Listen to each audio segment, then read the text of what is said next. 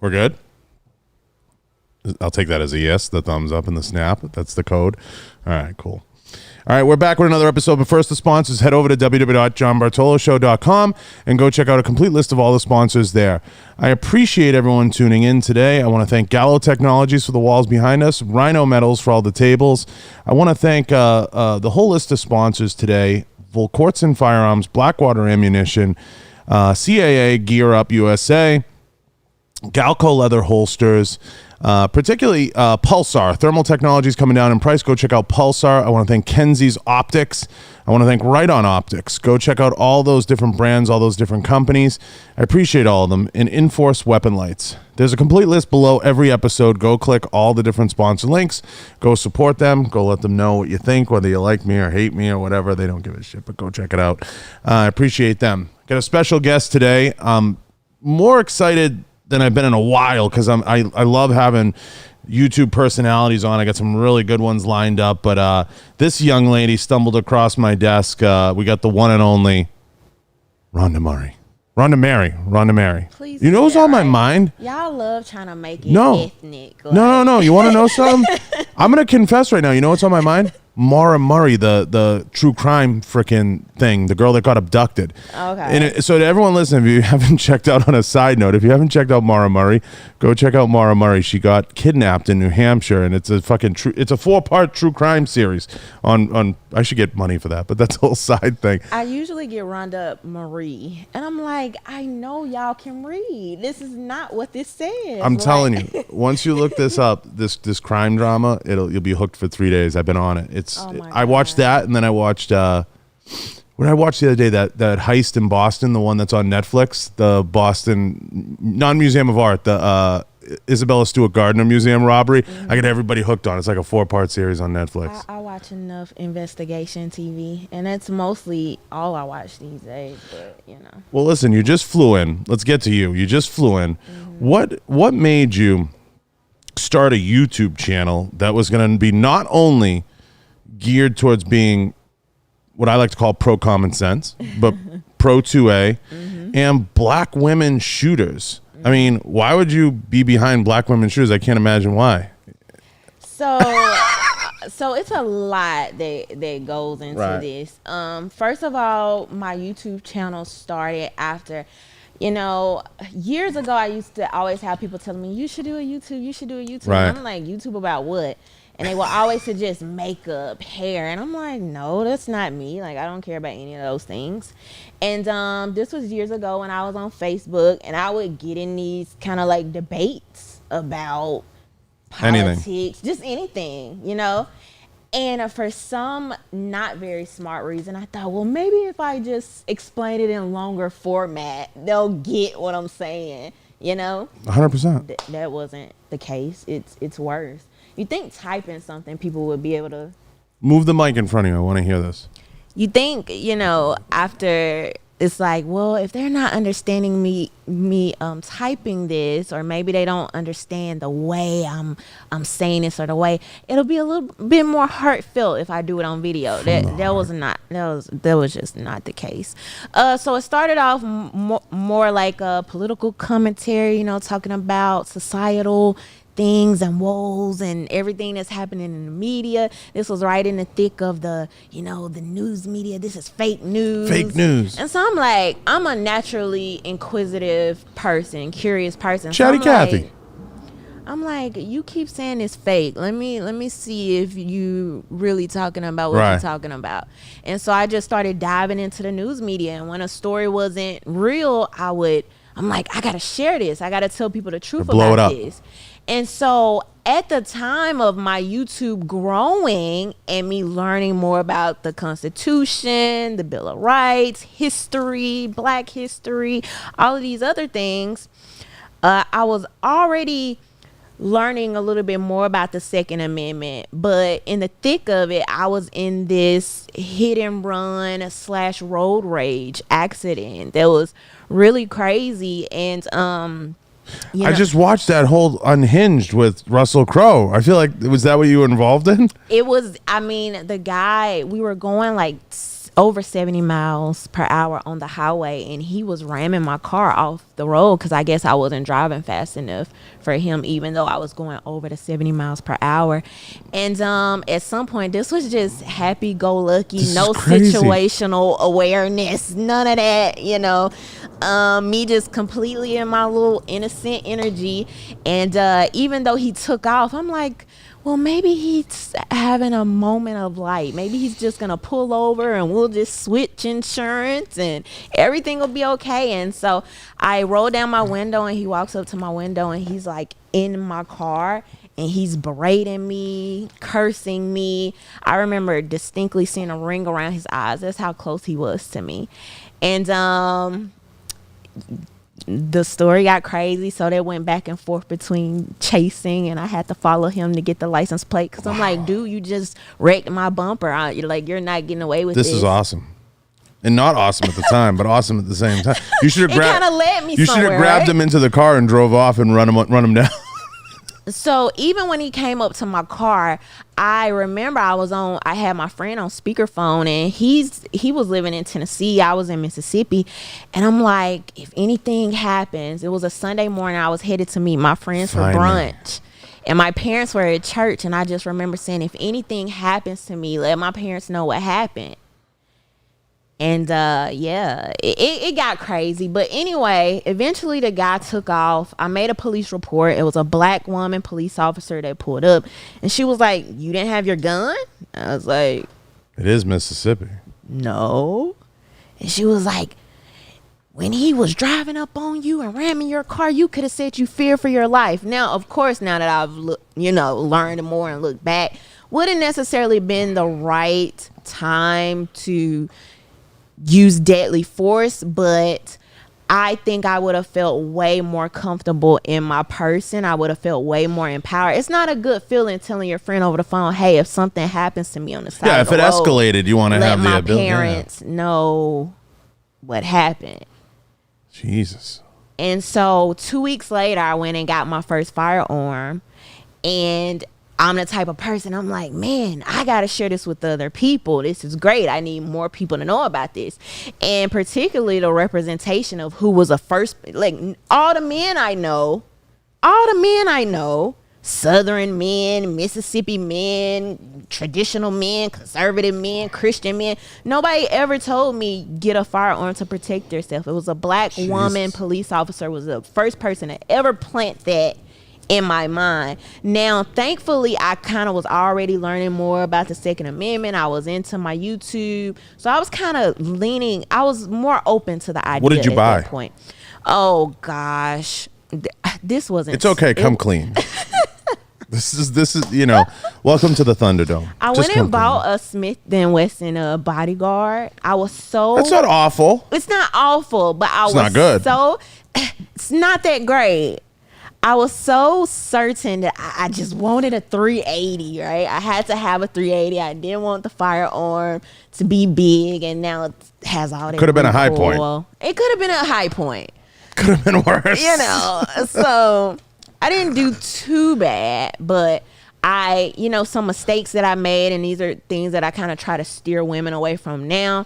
I just wanted a firearm. I'm like, I had in my mind, I want something small. I went to a gun show, and they're trying to sell. You got sold.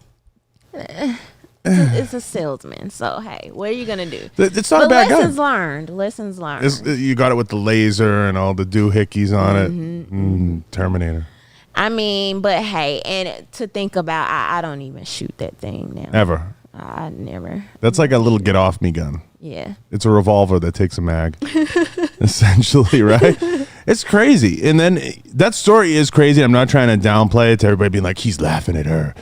It's crazy because I watched the movie Unhinged the other day with Russell Crowe, and that gave me like a whole new meaning to road rage. Like that man was committed to finding the woman he ran down the road. Road rage is crazy. It's a real thing. It's a real thing. And people will, they will try to hurt you just because of a fleeting moment. Yeah. The rage and the anger. They just see red. And at some points in that story, when other people are seeing red it's easy to get you to red. And that's also why another thing I've learned is de-escalation and how important situational awareness and de-escalation and how all of that, because I dropped the ball a lot of times in that story. You would think like in some of those situations, like cooler heads would prevail. Like you would think that, right? Like he'd roll up on you and be like, okay, nice young woman. Like, let me exchange my information.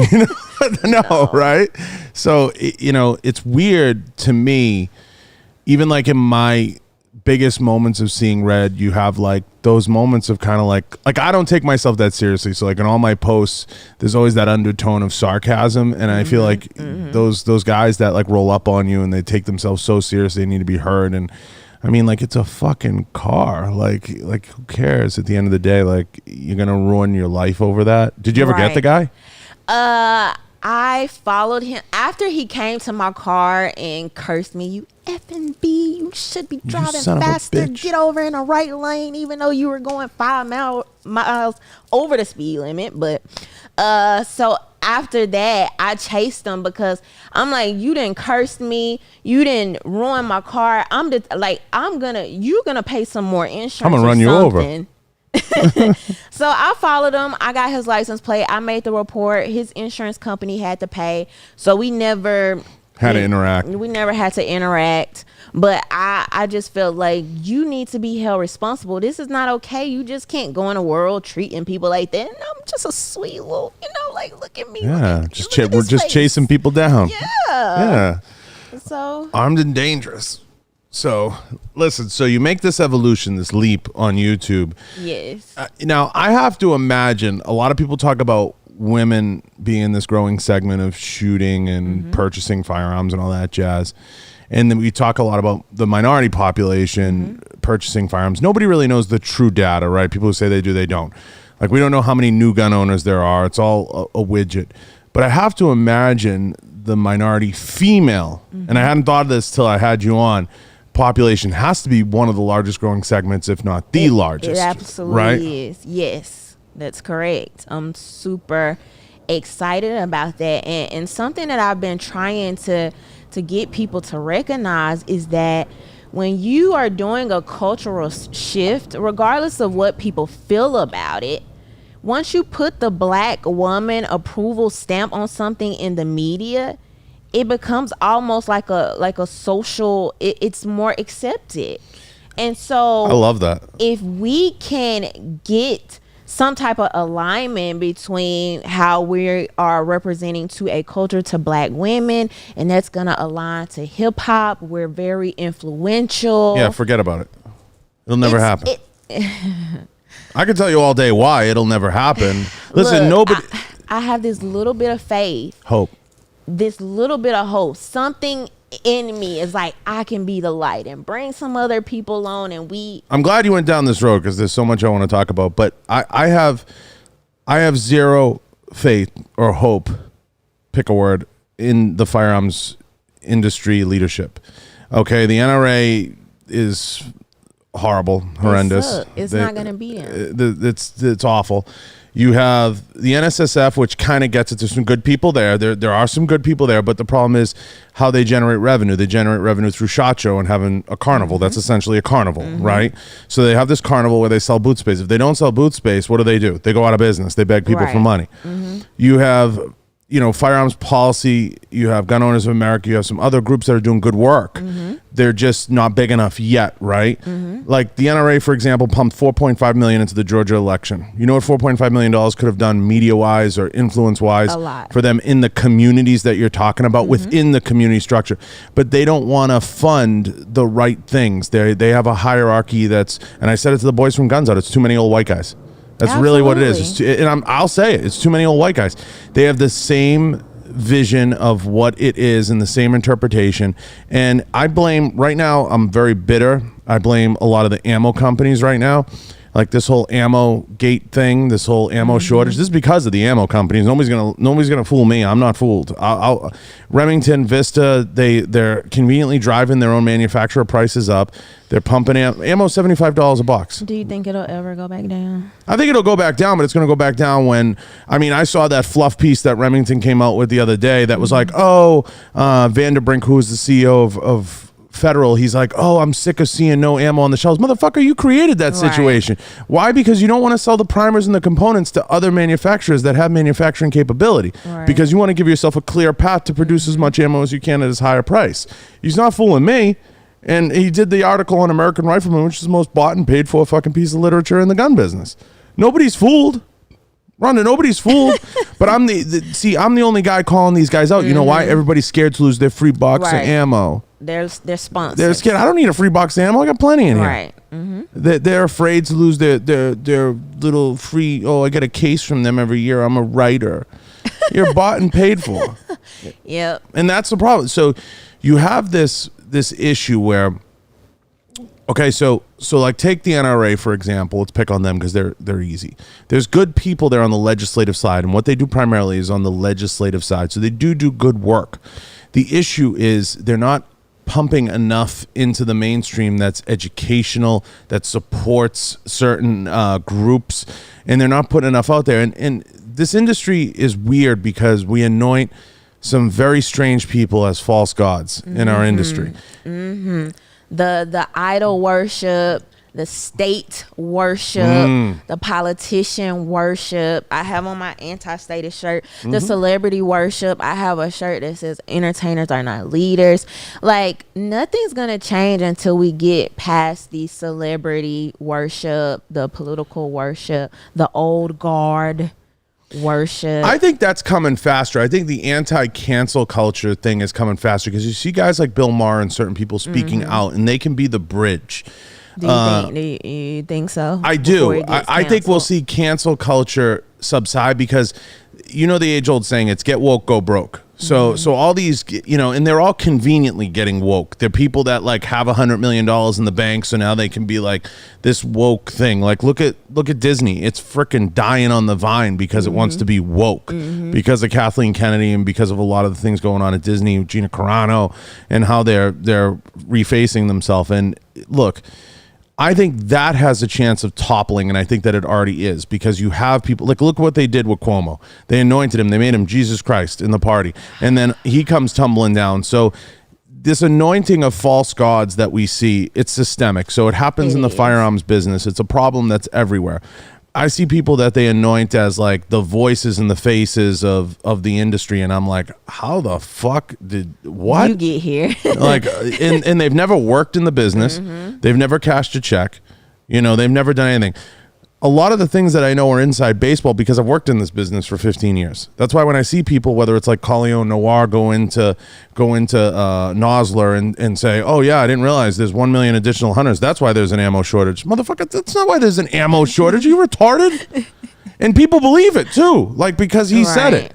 Right. And it's some people have really good PR people. Let me put it that way. Absolutely. And then some of us are just out here trying to get what we can get. Like I just, the independent route definitely has its pros, has its cons as well. But I mean, you can basically say what you want to say, how you want to say it, and people take it. People have to take it how you give it, and especially when you start out that way. One thing I was very upfront with my YouTube family about is, look, like, I'm not going to cater to you guys' feelings. I'm not going to cater to your qualms. I'm not going to do it. You'll have the experience to kind of watch me as I grow, and you'll see some of my positions kind of, mature over time and evolve over time. I'm not perfect. But I'm not going to bow to the outrage mob. I'm not going to do it. I'm not going to do it. Nor should you. And one of the things when I started this was just to be more true to what's going on, regardless of the free box of ammo. Right. Or the free, all I can do is spit it like I see it, and people can try to prove me wrong. I invite them on the show. I offer them free plane tickets all the time. Sometimes they don't even come. Oh, they want, a lot of them want to, but they're like, oh, my boss or my, especially if it's not a CEO. But I invite them all on. They're all invited anytime they want to sound off. But I'm going to ask the right questions. Take, for example, the ammo situation. I'd love to ask Vista, what were your OEM numbers for primers in Q1 of 2019 versus 2020? How many were you selling? Right. And why did you stop selling them? Just give the honest answer. If the honest answer is we wanted to keep them all to make our own ammo and drive up the price and bleed off our competitors. Right. It's a racket. I'm not judging. I'm just saying, let's keep it real. Don't come out with an article and say, oh my God, I can't believe there's no ammo on the shelves. We really want to fix that. It's all the hunters. Yeah, it's all the hunters. It's the 1 million additional hunters. Hunters can only go out with 5 rounds. When they're shooting all 5, 5, 6, and 9? Right. And people say, well, some of the components are the same. Yes, some. Some. Not all. So don't get it twisted. But there's fake news everywhere. And there's propaganda everywhere. Everywhere. And that's why I was saying earlier, like even these days, I don't watch much TV. I don't watch much movies. I watched this movie the other night, Thunder Force. Oh. That movie was the worst. That movie worse than Godzilla? I don't think I haven't. Have I seen Godzilla? I haven't recently seen. Godzilla was horrendous. Oh my God. All the men in the movie were super weak. Like, that's what they want though. Just full of beta males. The you're going to fight crime. You don't have a firearm. Like, it's just, it's full of agenda. Yeah, that's Hollywood right now. What's comical is, I read a statistic once. It was something like 73, some number in the 70s, 73% of movies have a firearm in them. And there's a reason for that, right? Because it instantly injects drama into the movie, right? So it creates a dramatic narrative almost immediately once you put something like that in there. What kills me is it's convenient for them when they want to put drama into a movie, but when they're outside of Hollywood, they're like, yeah, nobody needs these. Isn't that crazy? You want to benefit from your ticket prices. You want to benefit from this thing, but you don't want people to actually have the right to defend their lives. And then we have to remember, this is Hollywood. This is coming from people with, gated mansions and security teams. It's convenient for them to be woke, It's a convenient thing. It's, look, and I get where some people are coming from in certain debates, right? Whether it's about safety, whether it's about mental health, we all understand those things. This situation in Minnesota, again, terrible, right? A woman, was she 29 years on the job? Something crazy. She was on the job. She thought she had a taser. She didn't have a taser. She made an honest mistake. She resigned immediately. She knew it was a terrible situation, but then everybody's out stealing TVs. It makes no sense. I don't think those things are related, and we know that you're going to have people that are going to take advantage of bad situations. Unfortunately, that's just human nature, and that's one of the downsides to human nature. You're going to have people that take advantage of bad situations. And even with that lady, I just don't even understand. I don't get it. And we can't pretend like that's not a reason for people to be upset and have concerns. Sure. It's no way that you and I won't put you in this, but even just basic training, safety training, you're going to learn, where you should carry what's more comfortable. You should be training with, how you're drawing and all that. No one will argue that. That is a huge failure. And as people into a community, we have to speak out about these things, because they should at least be trained up to if you and I would be held responsible for that, they would put you under the jailhouse. You don't have the room for that type of error. And so within a community, we have to talk about these things too, because we have to let people know how we feel about the importance of safety, responsible gun ownership. We cannot run cover or excuse those type of behaviors, because then it's almost as if we want that same license, and Right. it actually makes it an easier argument for the gun grabbers. Like, look, they want to be able to do this too.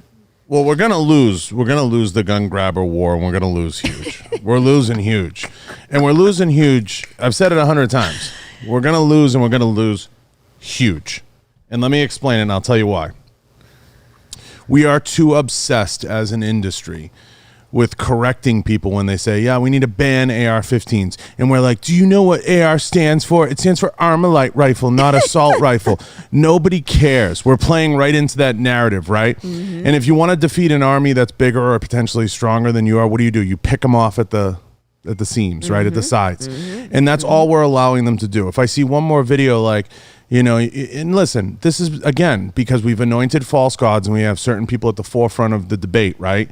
And I'm not faulting them, right? I watched a 15-minute video where Charlie Kirk gets up there and he's like, it's Armalite rifle. That's what it stands for. That is not the debate, okay? And we're taking the debate in the wrong direction. We're being combative by trying to correct people and trying to make this a singular thing, a monolith, right? And we're fighting the war on the plane that they want us to fight it on. Absolutely. It's 100%. And we're going to lose. And even beyond that, I'm glad you brought this up, because I was just talking about this on Twitter last week. Go girl. Even moving beyond to conservatives, right? You have conservatives who spent the last 4 years, y'all want to protect Dr. Seuss books, you want to protect Confederate flags, you want to protect all the statues, instead of talking about the freedom principles, the liberty principles, the self-protection principles that are universal. It's a universal desire to want to protect yourself. You rather get lost in some culture war and just swifting and swaying with what everybody else or pop culture is talking about. That's not how you win. That's not how you win. Everybody wants to talk about everything but the actual principles that can resonate with anybody. Who doesn't want more freedom? Right. Everybody wants that. I agree with you. But it's about how you talk about these things and how you make them relatable. You have to be able to talk about gun ownership that makes it relatable to it's my God-given right. No, You're not gonna win. No, 100% agree with you. Like yeah. that. And I said it the other day to someone. I said, every time you turn on Fox News when there's a gun issue, what do they put on the TV? A Navy SEAL. Just because I go out and buy Nikes, does that mean I can talk about the NBA? Right. That doesn't make sense. That's an end user. What does that have to do with gun rights for the civilian population? For everyday people. And that's why I've made this just overreaching effort to make it relatable. You know, I'm not prior military. I'm not a firearms trainer. I'm just a regular lady. Everyday, cutesy, you know what I mean? Got on my little sweater type girl. I want to make people know that you don't have to be Lady Rambo. You know what I mean? You don't have to be Tomb Raider to want to protect yourself. This is not isolated. It's not Halloween. This is not isolated to the white male Navy SEAL that they're going to have on Fox News. And we have to talk about these things, make it relatable, and it's a winning message. And I never understood. It has not made sense to me when they do that. It doesn't make sense. I haven't quite figured that out. I think it's on purpose. I think we were getting to it. Something you mentioned earlier about even with the NRA, when I mentioned the old guard and you wanting to, I don't know what it is, what point they're trying to prove, or maybe they're the op. Well, I think at the end of the day, it's who has the ear of the Newsmaxes, the Fox Newses. For some reason, you know, that's tip of the spear stuff. And I'm not taking anything away from any of those people. Listen, I've been in the firearms business a long time. I'm friends with a lot of people. I mean, that's not a secret. I know a lot of these guys, and I've had the conversation multiple times. There's a time and a place. But as I've said many, many times, just because I own and buy, whether it's a pair of basketball shoes, doesn't mean I can talk about the NBA and know what I'm talking about. Just because I bought some cleats doesn't mean I'm Ken Griffey Jr.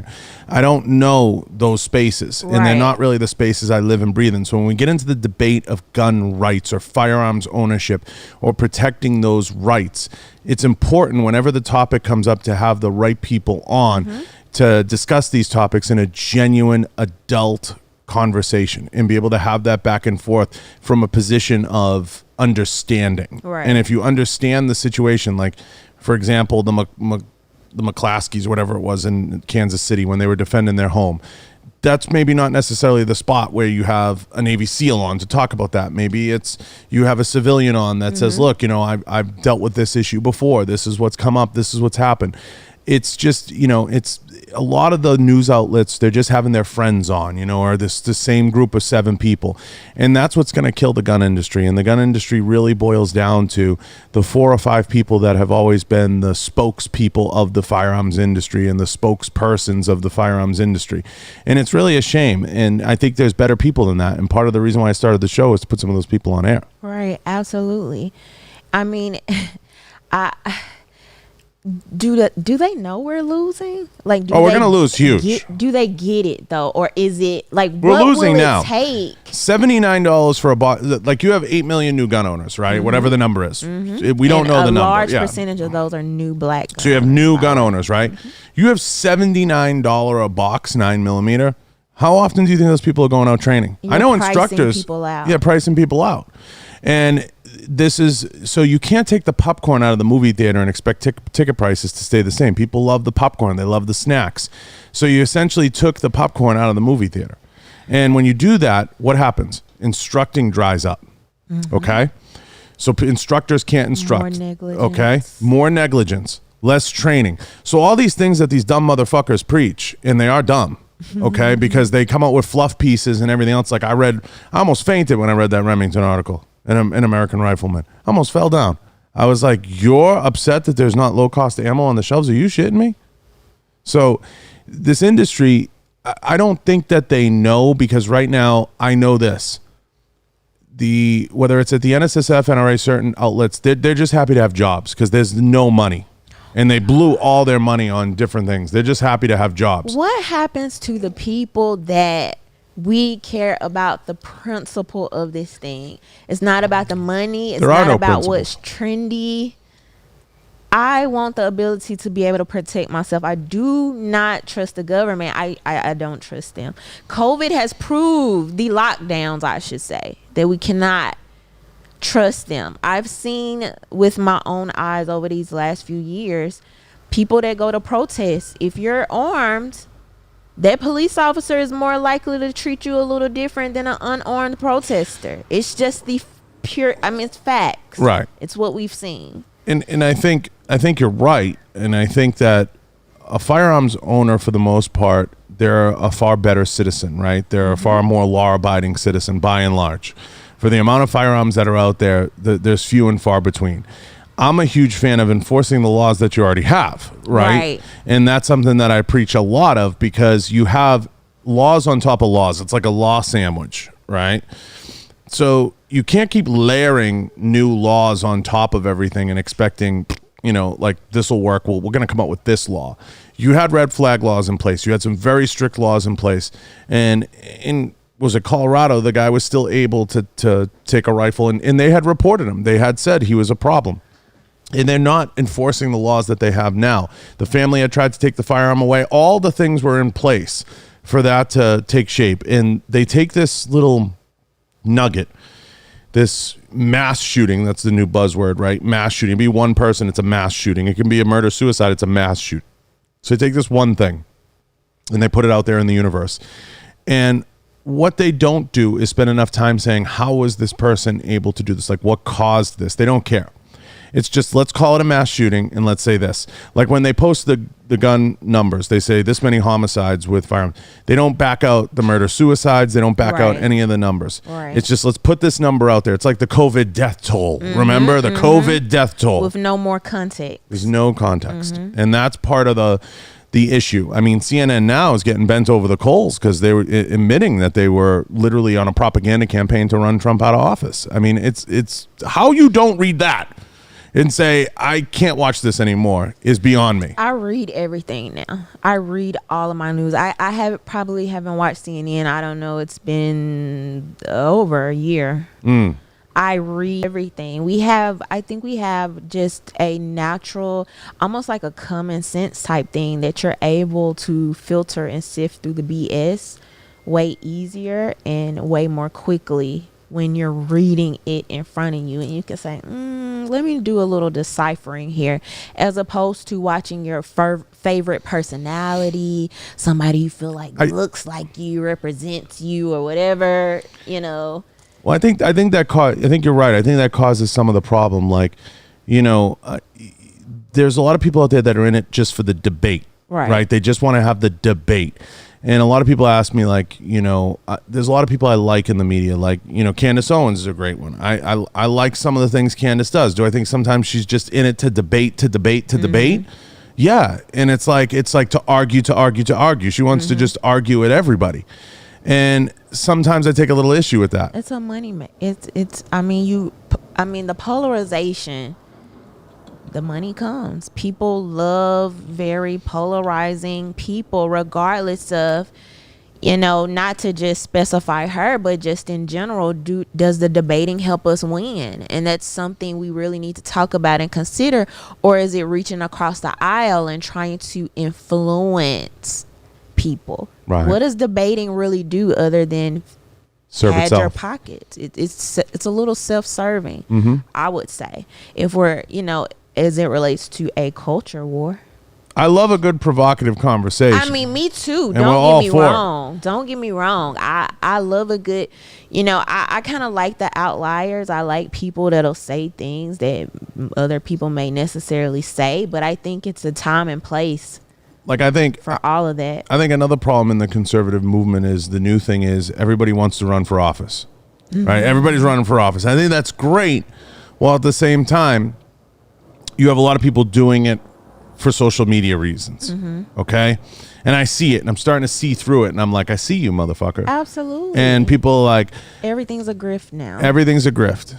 And that's why I said, where do the principled people that actually want to influence other people, engage with other people, bring other people in? Some of these people move in and become a part of the old guard as well. Yep. They try to do this protection thing where, don't listen to this person, or this person isn't. Gatekeepers, exactly. And it's like, I don't understand why it matters if this is the one thing, let's just say the Second Amendment is the one thing that we all agree on, whether I agree with your other stances, your other political, whatever.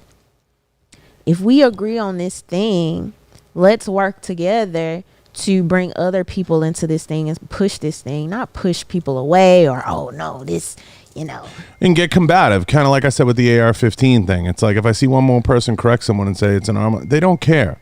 Nobody cares. It starts to become a combative tone, right? Like, I'm going to correct this person. Well, you lost them the minute you tried to correct them. Absolutely. You lost them. Instead of helping them understand. Instead of saying, well, let's forget about that. And let's just talk about the 2A issue as a whole. Let's forget about that one thing. Exactly. And then breaking down the stats where most homicides occur with a handgun. Let's look at that. So, how far do you want to go with this? So you start to understand maybe how far these people want to go, where they are. Do they not believe in self-defense at all? Do they not believe in protecting themselves at all? Maybe they don't. Well, then who's going to come save you? So this is the police that you're defunding? Right. So let's get to that conversation, because that leads down a better, richer path in the debate in terms of being an adult and saying, let's look at this simply. Do you want total anarchy? You want, you don't have parents anymore. When you're born, you get to decide what you are, who whatever the fuck it is. Let me tell you this one story about this situation I had with. I was out doing some volunteer work, and I overheard this girl talking about, we just need to get rid of all the guns. Trump just needs to sign something to get rid of these guns. I don't think he cares, and we got to get the guns off the street and this and the other. And so I just asked her, I was like, why do you think that? What problem do you have with firearms? And she was like, well, my son, he's hanging with his father from time to time, and his father is not living the best life. I don't think it's a great example, and I just don't want my son around that because, I'm just worried about his safety and things like that. And I was like, well, have you ever had a talk with the dad about it? No. I said, well, do you feel that maybe your son would feel more empowered if you were the one who made sure he learned gun safety? It's a great point.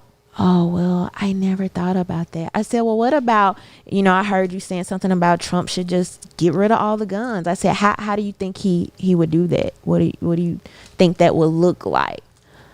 I don't know. I guess the police would have to come get him. I said, okay, so the neighborhood you live right now, you know what type of situation you're in. What do you think that would look like if a bunch of police officers showed up to your neighborhood to start confiscating guns? That might end up bad. I said, these are things that you probably want to think about. Nobody ever talked to her like that before. She probably only got, we need to be able to defend ourselves, our God-given right and the Second Amendment. And it's like, you have to make... Self-protection is in you. We literally, if I, punch at you or throw something to you, you flinch, you blink. It's a, the first thing you do, you're going to cover your chest. These are protection methods that are ingrained in us. So it's very universal. You just have to know how to talk to people. The talking points aren't going to do it. That's part of the losing too. It's the talking points. It's the failed talking points. Like you said, inviting your friends on. And it's like, I can't relate to this. I don't want to listen to a Navy SEAL talk about what does that have to do with me? Amen. I agree with you 100%. It's not, to me, it's not hard to figure out. But I think, like I said, I think we're going to lose. We're going to lose huge. It's not gonna be pretty when it's all said and done. I think we're marching either. How bad do you think it's gonna be? So I think what's gonna happen. Do I need to? No, I'm gonna tell you right now. Okay. I'm gonna tell you what I think is realistic. The Democrats gonna lose the House. They're gonna lose the House. We know that, but we have 18 months, 16 months before that happens, right? At least. Before November of this year, they have to start gearing up for campaigns. So a lot of those guys are going to be playing it, guys and gals on the other side of the aisle are going to be playing it very safe, right? They're going to be very careful because they got to get reelected. But they're not going to. They're going to lose, and they're going to lose huge. So we have to hold out. But what I think he's going to be able to muscle through in the meantime is going to be definitely, if he's the other side's smart, they're going to get an ammo tax through. Because now there's the best time to do it. There's no ammo on the shelves. They're gonna say, to justify all these mass killing, everything, we have to. They're gonna implement an ammo tax. And what an ammo tax is gonna do is it's gonna dry up the instructing. It's gonna dry up a lot of different things because you can tax that shit like cigarettes, and that's what they're gonna try to do. They're gonna try to tax it. I think that could come. That could be a death sentence. Then I think the other thing that's looming is some type of ban on AR-15s, some type of AR-15 banishment. They're going to try to go after the pistol braces. They've already alluded to it. They're going to go after the 80%ers. How they're going to go after the pistol braces, I don't know what guidance they can come out with. Trying to get everybody to convert to tax stamps will be a disaster. But I like your idea of the conversation and the talking points. The problem is you have the wrong people drafting these talking points. And these are people, the gun industry is very different. We learned that through the gun industry trying to outsource media, right? The famous ad, HK had the backwards bullets in the magazine, it was a famous moment, in trying to hire a Madison Avenue firm to market the gun industry. It doesn't work that way. What you have to understand is you have to have somebody from within the gun industry explain. You have a dueling proposition right now. You can't defund the police and then ask them to unarm a population. Right. Which that's how it ends, right? Right. That's how they want it to end. That's the narrative. That's the way. If you would ask any extreme leftist today, they would say, we're gonna make this illegal, basically, whatever it is, and then we're gonna have the police, criminalize it. So the police are the instrument of that. You can't have that. You can't have both those narratives play at the same time. It's not going to work because they're all against it, and they're going to say they don't have the manpower. In the meantime, culturally in Hollywood and everywhere else, they're trying to demasculine. I don't know the word. They're trying to emasculate or pussify is what I want to say without being too, me. But they're trying to emasculate the entire world by putting all this propaganda out there, and that's what it is. Like you said, B-style people, like betas out there, and they're male and female betas, by the way. Right. Mm-hmm. So like I remember, like, people would ask me, and anyone in this office knows, if you were to hold the guns in my head and ask me two of my favorite action heroes of all time, I mean, I was a huge Aliens fan. I'm a huge Sigourney Weaver fan, so I loved a good female heroine like anybody else, a good strong female. Even the females they're putting in now are weak and woke, and they're not putting strong females out there. So the narrative in Hollywood is to push this propaganda on you, so you can kind of be this we want to be weak. But then that's not how the United States is built. That's not the foundation of us. Right. We love the hero's journey. Mm-hmm. That's why movies and books that win have the hero's journey, male or female. Right. It has to have the hero's journey in it. And that's why those books and those stories and those narratives will always win. I loved Gina Carano in The Mandalorian. I thought she was fucking awesome. Mm-hmm. Strong female. Mm-hmm. I bought her action figures. I got them here. I'll buy all of them. Mm-hmm. I mean, I thought she was great. Right. You know, I can root for a female. Right. Absolutely. I just think that in the culture today, they don't, just rooting for a female isn't enough. Right. It has to be the weak ones. And it doesn't work that way. Something you said brought this to my mind. Earlier we were talking about losing, right? And how we're losing. Why don't people in the gun community use the winning tactics that you've already seen other people doing? For example, I'm listening to all the things you're saying coming, and I'm just even hearing the racism in the gun control. 100%. For example, first of all, you're going to price so many people out. Who are you going to price out first? You're literally going to price out people in the inner cities. Yep, 100%. You're going to price out all the people that y'all were just calling essential, mm-hmm. you know, low income workers. You're going to price these people out. They're not going to get trained. And not only that, the AR-15s. So you're going to leave all the white boys in the suburbs and the rural areas with their hunting guns, but you want to take where I'm from. You might have a couple people that have the typical hunting guns, but most people, we doing handguns, we doing maybe like an AR-15, a rifle, but the hunting gun, you leaving rural America, you coming for them last, I should say, in some regards. So it's like, let's call it what it is, because that's what it is. It's racism. And Joe Biden even said, well, some people, in previous history couldn't have guns. He was talking about the slaves. He was talking about indigenous people, natives, recently freed people.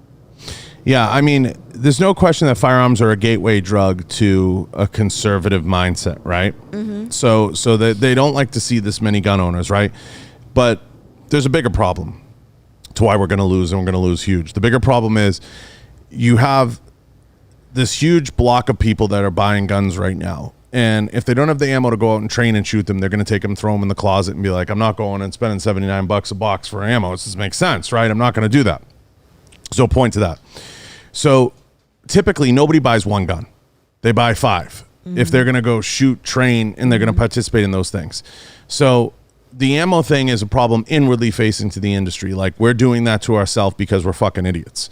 Okay. And the people that run these ammo companies are fucking idiots.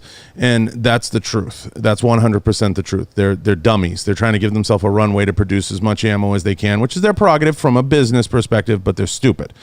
The bigger problem, again, getting to the debate, is who we anoint and who we put in front of the camera and who has the microphone and the talking points associated with that. But even bigger than all that is the problem with the identification, which is some of what you're getting to. And there are great people out there doing great work, but it's all going to fall flat on its face if the industry doesn't get behind these people and push these people and support these people. And I'm not talking about just black, white, anybody. I'm talking about new shooters. I'm talking about people trying to get access to the ammunition, trying to get access to FFLs. Everyday people, like you're saying. And these everyday folks, they want to be trained. They want to get better. And they want to, buy into the philosophy. And we have a huge responsibility as firearms owners to teach, train, show those people. I have taken it upon myself to interview so many people from UFC, fighters, all these different folks from all different walks of life, yourself, YouTubers, everybody. I've not had the NRA or NSSF reach out to me once about one guest I've had on, not once, not one time, and say, geez, we'd love to connect with that person. I'm not shocked by it. And that to me is crazy, because they still want to identify with the fear tactic of like, we'll give you a free pouch if you sign up today. You have to act now. And that's part of the problem, that they're not clicking over. It's like a car engine that doesn't want to click over. It's like streaming services, right? You have to be a moron. I'm not saying anything profound. You'd have to be a moron to not know that streaming services are a big deal right now. Right, absolutely. Okay? All the streaming services and things that are being created from outside the industry. Mm-hmm. Why wouldn't the NRA take some of that $4.5 million and pump that into something that could create a very nice narrative for them, great content for them, great messaging for them, something that could play in the FFLs? So what is it? Like, what's the real problem? Ego. All the people in charge of those places, they'd rather fail. They rather fail. They rather see us push further and further from losing the Second Amendment because of ego. They don't care if they win. They don't care. You know what they care about? What do they care about? I got to get little Susie through college, and I got to get my niece and my nephew through school, and I got to do that. They don't care. They don't care. This is frustrating. Because if they cared, right, why would you pump $4.5 million into a deadbeat election in Georgia that you weren't going to win because the candidates were horrible? He had a chance. She was awful. But we got her because of a Democrat governor. You know what I mean? She got appointed. And they knew they could tear down the rich white lady. That's the truth. But we pump why not take peel $1 million of that off the top and say, hey, we need to pump some money into some new age marketing. Right. You'd have to be an idiot to not see the money that can be made in streaming, in some form of streaming. It's called common sense. And what you have is old white guy. I mean, what is the NRA anyway? It's a lobbyist organization, right? I don't know what and who do you think gets those jobs? Somebody's nephew, right? Somebody's cousin. Say some type of connection. Yeah, you ain't getting it if you apply. If you apply on the blood, you ain't getting that job. That's a laugh in somebody's face. If they ever said I applied for that job, are you fucking high? You're not gonna get that job. That's going to fucking George Bush's second cousin. It's the truth. They don't want me to say it, but it's the truth. Why did the NSSF have to wave the hat around and beg for change after SHOT Show got canceled? Why? Why'd they have to ask every company? Because they weren't prepared for it. They weren't prepared for that to happen. And what have they done since that happened to better prepare themselves for it? Probably nothing. Pray that SHOT Show comes this year, right? You think they're going to have it? Yeah, they're gonna have it. They probably have to. I think they should just open it. I think they should just open it up and sell tickets. Listen, the show itself anyway is a carnival. Right. Right? Mm-hmm. The fact that you have to be in the industry to be in it is horseshit. We all know that. Just sell fucking tickets. Just sell fucking tickets. Just say it's gonna be $50 a ticket. It's already tons and tons of people there. Mm-hmm. Would they extend how many days it is, or how would they do that to keep up with the flow of? Just keep it what it is, but sell the tickets. Don't be under the impression of like everybody in there works in the industry. It's exclusive. We're doing big business here. And you're not invited. Mm-hmm. It's horseshit. I mean, listen, everything we're talking about is real. Yeah. The problem is it's not palatable to those people because they've invested their life in it. We saw this in the fitness industry. Shows died. Mm-hmm. Competing still lasted, but shows started to slowly die. Why? Because they became like T-shirt sales, and the shows just didn't have the pop. Mm-hmm. There wasn't enough there. Like, let me ask you this. SHOT Show is supposed to be a trade show, right? Mm-hmm. When was the last time you went upstairs and actually watched a speaking engagement or thought you saw something on the roster that was going to teach you something? Never. Nope. Never. Now, if you went to any other industry, business or any other industry, you'd be like, geez, I want to go upstairs. I want to see Rhonda speak, or I want to see this one speak. And that actually sucks, and it's a big failure and an oversight, because people should be wanting to. It shouldn't all be about the gadgets, right? It should never be about expanding that. the message, learning more. I'm going to tell you something right now. You walk by any one of those booths, and this is another problem in the industry. All these companies want marketing, right? Mm-hmm. And they're all run by engineers. Listen, I've spent more time, people will attest to this in the room, with major marketing organizations, huge marketing, or ESPN, UFC. I know how companies market, and I know the metrics they look at. In our industry, because it's run by engineers, manufacturers, they say, I produce this for $1. I want to sell this for $2. Mm-hmm. If I hire you, how many of these are you going to sell for me? They don't get it. That's all they're concerned with. They don't get what marketing really is. They don't get what branding really is. They don't get what putting a narrative or a brand idea out there. You're going to lose the media war because you don't take media seriously. Crazy. In the height of social media, like, you have all these influencers. That's literally what they're supposed to do. But they're not really influencers. Taking a picture with a gun and posting it on Instagram is not an influencer. Okay, now look, we're about to go into another conversation because I talked to a friend about this recently, and I was asking, even in terms of the general population, when they think about the 2A community, do you think about the gun girl, like the girl with the gadgets and the newest, highest, best technology and most expensive thing, or do you think about the person? How many times in the news? Let me ask you this. I don't want to stop you, but I have to, because I have to ask you this. How many times in the news? I'll ask anybody in this room. How many times in the news do you ever hear anyone talk about what an FFL owner looks like? And what most of those FFL owners are what? Family-run businesses, right? Mm-hmm. But how many times is that ever discussed? Ever? Never. I don't know. You tell me. Never. I don't hear people talk about FFLs. Ever.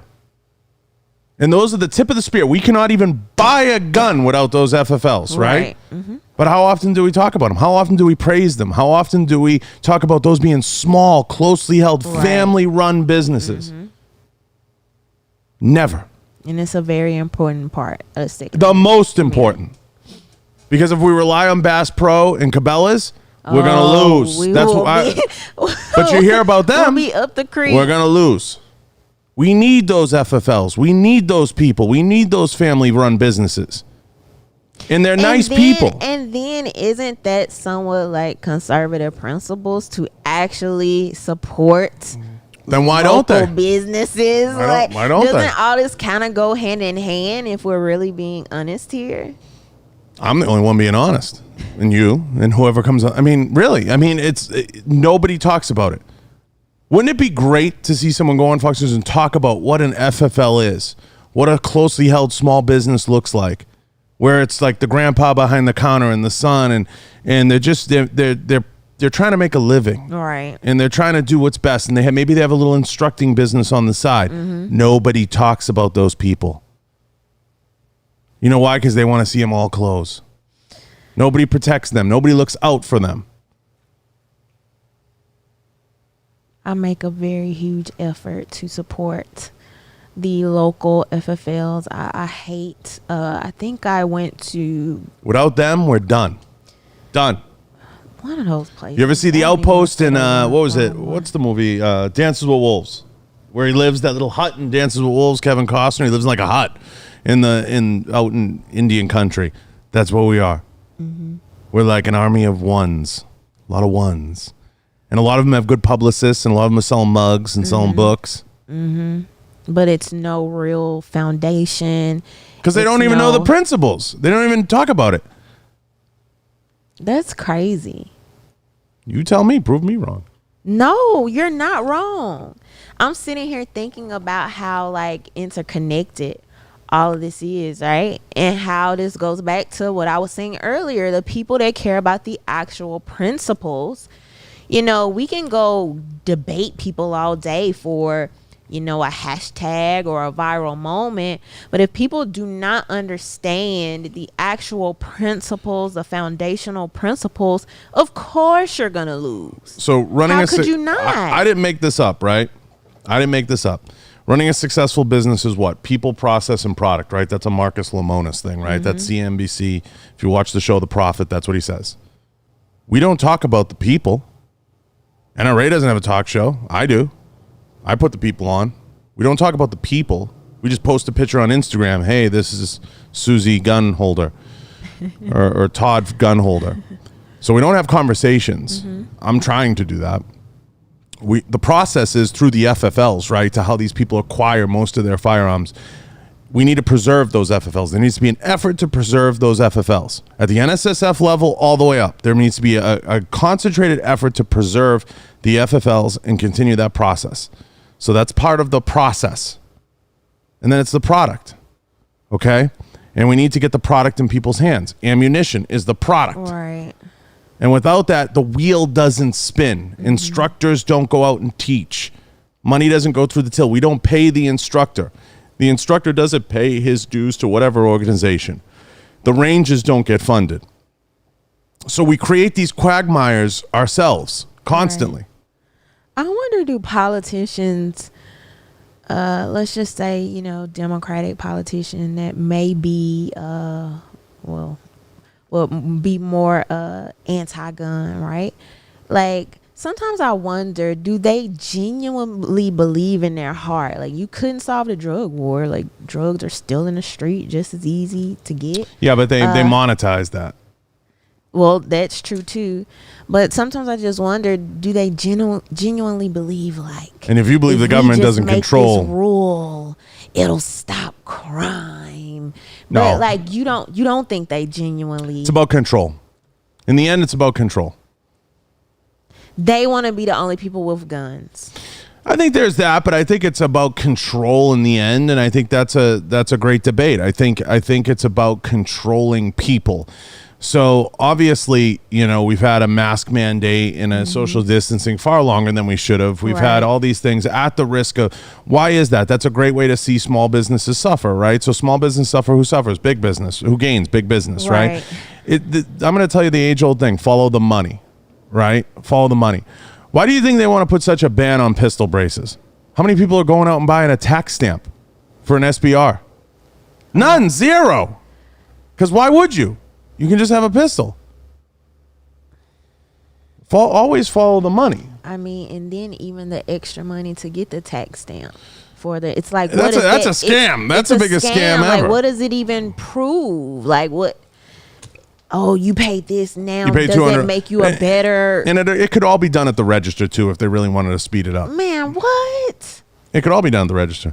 So if it's a registered item, you could take down the serial number, register it right at that point of sale. Instead of waiting 2 years sometimes at this point. But they've created it. It's a cottage industry. Follow the money. In the end. I listen. I want to believe we have a chance. I do. But I have to be sold it. I have to see everybody walking in lockstep. You know? I know this. You came on this show. Tell me another show that's doing what I'm doing. I don't know one. You're out there. You see everything. There's nobody interviewing people from all different walks of life. Put them on top. Nobody's doing it. No one. You know why? It's too hard. They don't care. Everybody's... You think it's too hard? What's the hard part? It's like well, he may say this. He may get a little out of line of what we want. I think it could be really simple to have a conversation, but I think people don't even know what to talk about. Most of those people behind those photo Instagrams, they don't even know the talking points. They don't even know how to have a conversation about it because they're not doing their homework. They're not studying up on it. That's a good point. I'm not saying you have to go out and have the guests I've had on and do that. Right. That's a stretch. But I'm saying they don't even know where to begin. Adding something more to the conversation. Like allowing this thing to evolve. So, yeah, I could definitely see that. 100%. Even me, I mean, to be completely honest, for me to come in such a short time and be able to get the recognition and the things that I've been doing, like even from my perspective, I mean, I guess it's a little bit of a humble brag, but I'm kind of taking a different route, even combining, talking about these things as it relates to Black history, particularly coming from a woman's point of view that really hadn't been done. And so of course people are going to kind of take notice to, you know, those new fresh things. So I agree. I mean, I think they should be taking notice to new, fresh things. But let me ask you this. I'll tell you this. I was trying to check the time. I'll talk about a new, fresh thing. Where do you think one of the best young segments of potential gun owners sits right now? Probably somewhere on a Twitch stream, right? Playing Call of Duty, right? Because they're into it. Mm-hmm. Right? And they want to shoot and they want to train and they want to do the real thing. And that's a good thing. Yes. And even those people, they're running ads for joining the Navy, joining the Army on those things. Those are all selling points, right? Right. How much advertising does the gun industry do on those streams and in those spaces? 0. Less than 0. So are they marketing to the future? Or are they marketing? I mean, if you talk to a gun company about Twitch or TikTok, they're like, whew. They don't even get it. They don't even know what that is. It's They're Chinese so to them. It really is. They're like, what? So until you get some of these, like I said, these old dusty white guys out of the seats and they're not worried anymore about little Susie going to college and just paying their bills, and you get some fresh people. And this is the fucked up thing, is they could bring people in if they would just shut the fuck up and listen. Get out of the way and listen. More often than not, what I find myself doing, Rhonda, is when I go to these meetings at SHOT Show and I sit with these companies, and most of them take the meeting because they're curious. The other half take the meeting because they want to see what I'll say or what I'll do.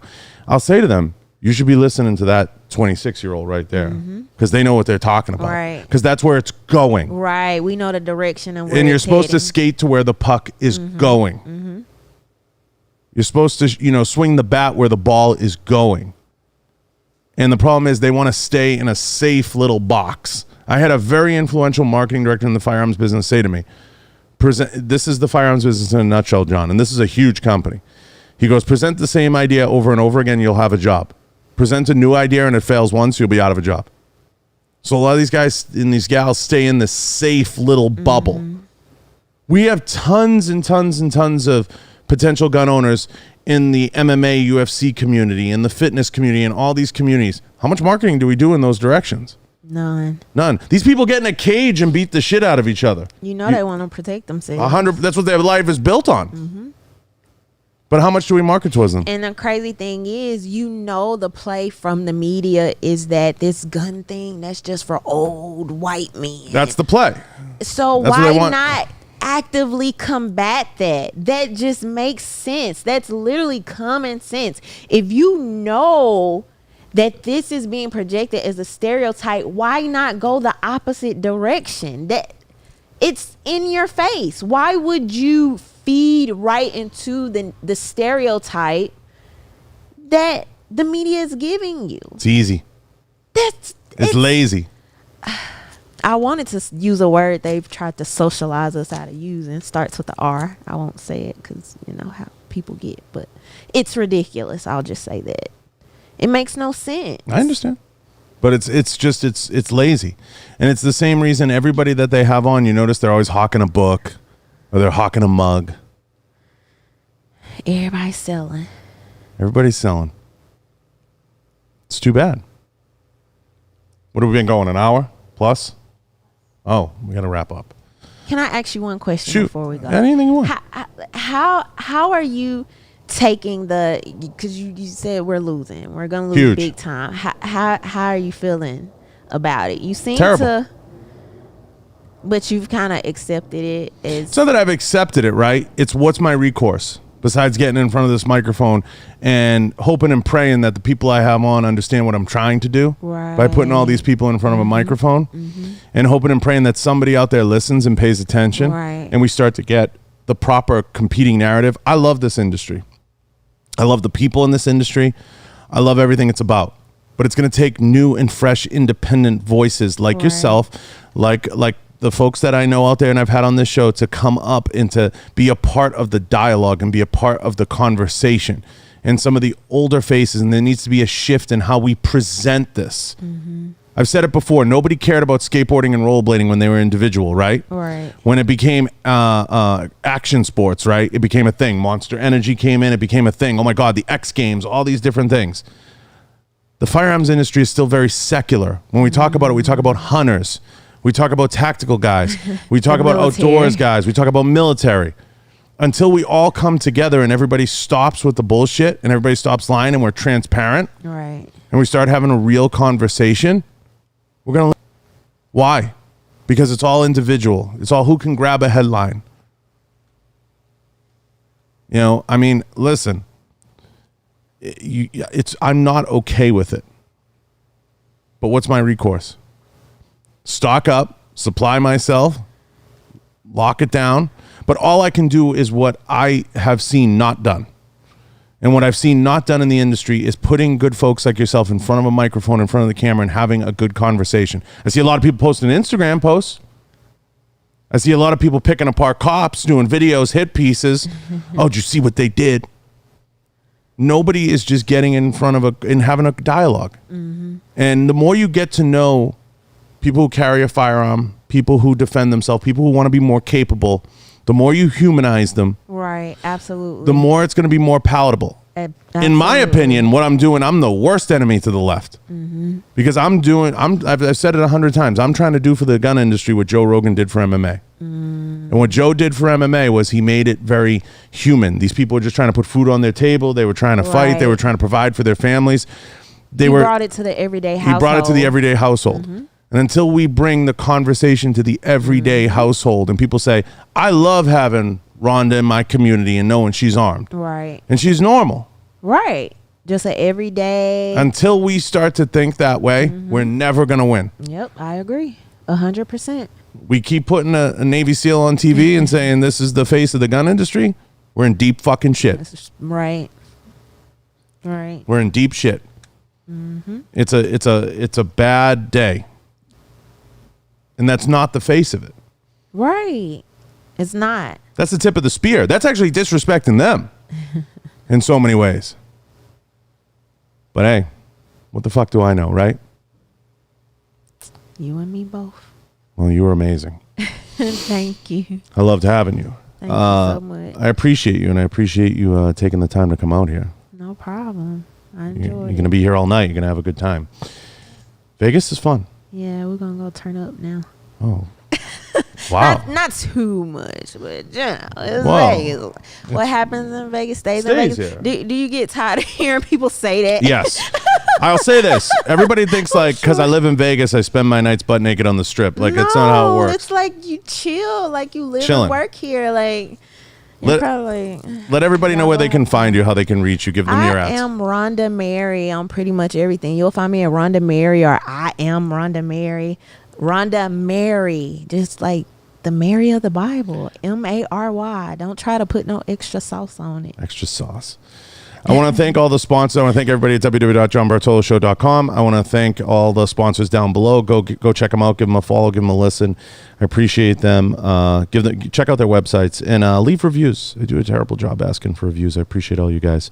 I'm going to roll the reel. We're going to be out.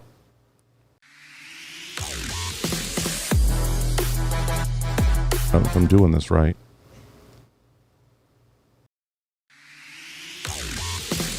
Let's see. I don't know.